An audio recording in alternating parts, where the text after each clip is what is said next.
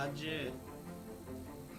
सुभाष चंद्र बोस जी के 125वीं जयंती मना रहे हैं। इस अवसर पर मैं देशवासियों को बधाई देना चाहता हूँ, शुभकामना देना चाहता हूँ कि जिस प्रकार से अंग्रेजों से लड़ाई लड़ने के लिए और इस देश को उनके गुलामी से मुक्ति के लिए आज़ाद हिंद फौज सेना की गठन की गई और उसके बाद उन्होंने जो नारा दिया कि आप मुझे खून दो, मैं आज़ादी दूंगा। वास्तविक में प्रधानमंत्री जी की जो सोच नरेंद्र मोदी जी की, आज उनके चिर स्मृति जीवन को बनाने के लिए जिस प्रकार से वहाँ पर कार्यक्रम किया जा रहा है दिल्ली में, पूरे देश भर में आज बड़े धूमधाम से जयंती मना रहे हैं। ऐसे महापुरुषों को मैं नमन करता हूँ। सरकार को यह तय कर लेना चाहिए कि स्काई वॉक का निराकरण क्या करना है।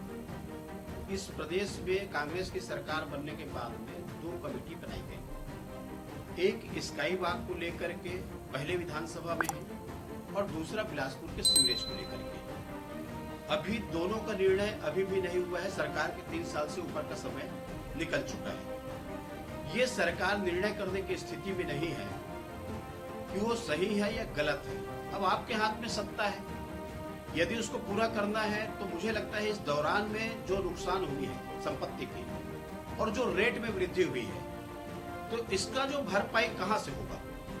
और दूसरी बात, आपको लगता है कि इसकी आवश्यकता नहीं तो आपको तोड़ देना चाहिए या उसका क्या उपयोग करना है।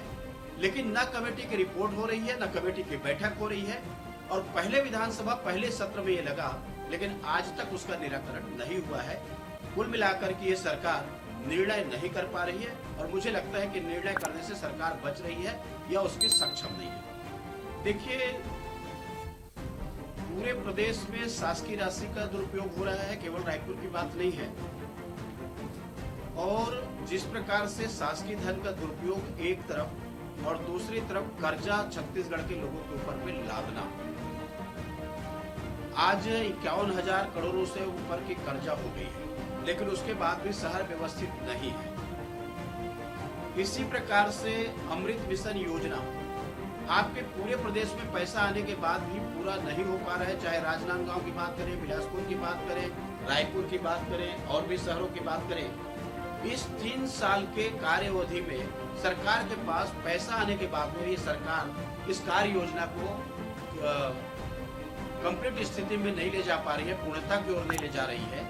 इससे यह दिखता है कि सरकार में कार्य क्षमता का अभाव है, दक्षता का अभाव है और जिसका भुगतान छत्तीसगढ़ की जनता भुगत रही है कि वो एक तरफ नाली खोद दिया गया है और दूसरे तरफ पानी पहुंचा नहीं पा रही है। ये अव्यवस्था का आलम पूरे छत्तीसगढ़ में है। देखिए, जहां पर क्वालिफिकेशन की बात है, योग्यता की बात है, वहां पर प्रश्न चिन्ह नहीं लगना चाहिए। लेकिन इसमें ये भी कहा जाना चाहिए कि किसी की जरूरतमंद है उसका हक भी नहीं छीना जाना चाहिए। मोबिलाइज करने की आवश्यकता नहीं है, क्वालिफिकेशन है तो इसलिए आप उसको नहीं रोक सकते। और जहां पर केवल उनको प्रमोट करने के लिए या